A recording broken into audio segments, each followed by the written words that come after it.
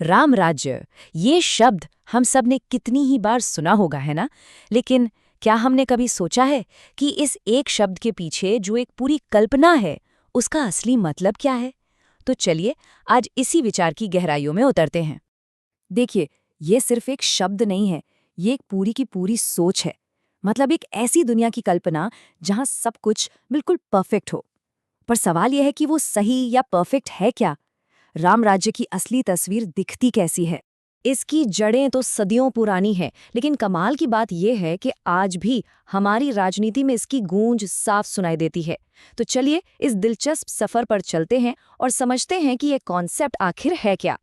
तो सबसे पहले एकदम बेसिक सवाल से शुरू करते हैं। जब हम कहते हैं राम राज्य, तो इसका असल में मतलब क्या है? इसकी नींव, इसका बेसिस क्या है? अगर हम सीधे रामायण की बात करें तो राम राज्य गवर्नेंस का वो पीक है, वो शिखर है जहां शांति, समृद्धि और न्याय की कोई कमी नहीं। मतलब एक ऐसा सिस्टम जिसकी बुनियाद ही मोरालिटी और सच्चाई पर टिकी हो। वाल्मीकि रामायण का ये जो श्लोक है, ये उस दौर की एक बेहद खूबसूरत तस्वीर पेश करता है। सोच कर देखिए, एक ऐसा समाज जहां किसी को किसी भी चीज का कोई डर नहीं, कोई दुख नहीं। जरा सोचिए, क्या ऐसी दुनिया सच में मुमकिन है? तो फिर सवाल ये है कि ऐसा आदर्श समाज किन सिद्धांतों पर, किन पिलर्स पर खड़ा था? आखिर कौन सी वो बातें थी जो राम राज्य को इतना इतना खास बनाती थी? चलिए अब इसके कोर कैरेक्टरिस्टिक्स को देखते हैं। यहाँ गवर्नेंस का मॉडल ही बिल्कुल अलग था।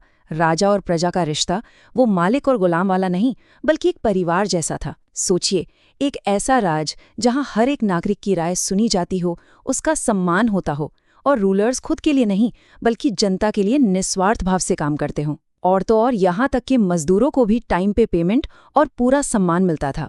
और अगर समाज की बात करें तो राम राज्य में गरीबी, दुख या किसी भी तरह के भेदभाव की कोई जगह ही नहीं थी।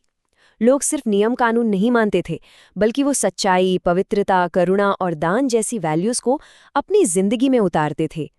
हर कोई टैलेंटेड था, काबिल था और दूसरों की एक्सपर्ट्स की इज्जत करता था। कह सकते हैं कि ये एक परफेक्ट सोशल हार्मनी थी।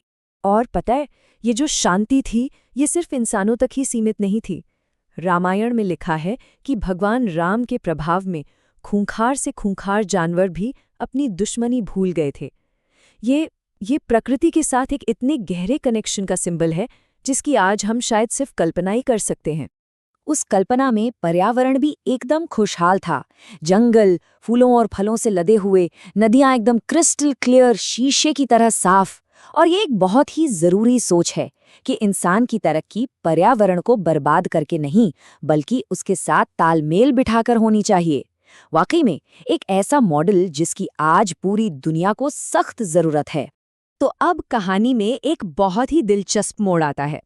सदियों पुरानी इस अवधारणा को, इस आइडिया को 20वीं सदी में एक नई आवाज मिली, और वो आवाज थी महात्मा गांधी की।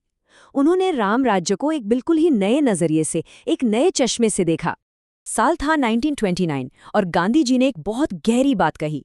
उन्होंने साफ किया कि उनके लिए राम राज्य का मतलब कोई हिंदू राज नहीं है, बल्कि वो सच्चा लोकतंत्र है। एक ऐसा डेमोक्रेसी जहां सबसे गरीब, सबसे कमजोर इंसान को भी तुरंत इंसाफ मिल सके, उसे भटकना ना पड़े।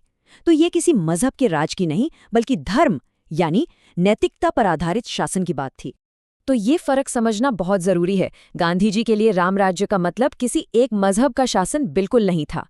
उनके लिए ये था ईश्वर का साम्राज्य, मतलब एक ऐसी जगह जहां हर इंसान बराबर हो, चाहे वो कोई राजकुमार हो या फिर कोई गरीब। ये बराबरी और सच्चे इंसाफ का एक सपना था। तो अब सवाल ये उठता है कि क्या मॉडर्न इंडिया में इस आइडियल को, इस आदर्श को हकीकत में बदलने की कोई कोशिश हुई है? तो इसका जवाब है हाँ, बिल्कुल हुई है। और इसके कुछ बड़े दिलचस्प उदाहरण हमें इतिहास में देखने को मिलते हैं। जैसे आज़ादी के ठीक बाद राजस्थान में एक राम राज्य परिषद बनी, जिसका मकसद था पुराने राजसी दौर को वापस लाना। वहीं दूसरी तरफ मध्य प्रदेश के ओरछा में तो आज भी भगवान राम को ही सिंबॉलिक रूलर माना जाता है, और वहां राम राजा की सरकार चलती है। और अगर हम हाल के सालों की बात करें तो सबका साथ सबका विकास जैसे नारों को भी कुछ लोग इसी राम राज्य की भावना के एक नए रूप में देखते हैं। तो इन सारी ऐतिहासिक और राजनीतिक बातों के बाद अब हम उस सबसे बड़े सवाल पर आते हैं जो शायद हम सबके जहन में घूम रहा होगा। क्या आज के इस भाग दौड़ और कॉम्प्लिकेशन से भरे दौर में राम राज्य जैसा एक परफेक्ट आइडियल, एक आदर्श हकीकत बन सकता है? ये एक ऐसा सवाल है जिसका जवाब वाकई में आसान नहीं है। और सच कहूं तो शायद इसका कोई सीधा साधा जवाब है भी नहीं। आखिर में ये पूरी सोच हमें गांधी जी के उन मशहूर शब्दों की याद दिलाती है, खुद वो बदलाव बनिए जो दुनिया में देखना चाहते हैं। तो शायद एक आदर्श राज्य बनाने का सपना किसी सरकार से नहीं, बल्कि एक आदर्श नागरिक बनने से शुरू होता है। ये वाकई सोचने वाली बात है ना?